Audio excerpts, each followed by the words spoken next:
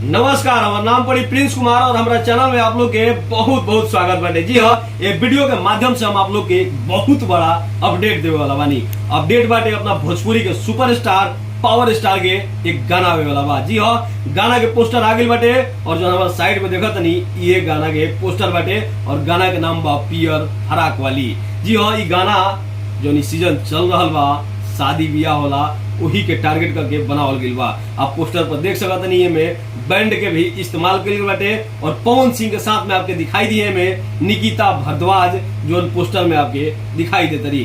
बहुत ही सुंदर मॉडल है, बड़ी ही जबरदस्त इनका डांस लागेला। बाकी बात कर लिया गाना के लेखक के तो लेखक बानी आशुतोष तिवारी और इनमें म्यूजिक बाटे जैसे हर बार आपके सुने के मिलेला यानी प्रियांशु सिंह के। जी हाँ, ये गाना में भी प्रियांशु सिंह के म्यूजिक होके वाला बा और भैया के साथ में आवाज जो फीमेल आवाज बा वो अनुपमा यादव के बा।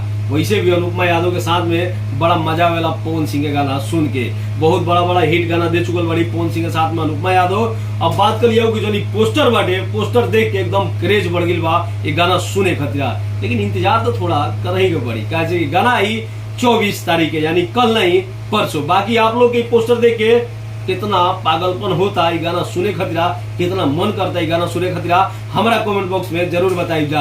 लास्ट में आप लोग से हमें को रिक्वेस्ट कर चाहते नहीं कभी भी हमारे चैनल के सब्सक्राइब नहीं के लिए तो अपना भाई के, अपना मित्र के, अपना दोस्त के चैनल के सब्सक्राइब करके थोड़ा सपोर्ट करी जा। अगर ये वीडियो का फेसबुक पेज पर देखा तो नहीं तो प्यूज पेज के फॉलो कर। जैसे ये गाना के टीजर आई या फिर गाना डायरेक्ट आई तो हम वो गाना पर रिव्यू लेके अगला वीडियो में आप लोग से मिला।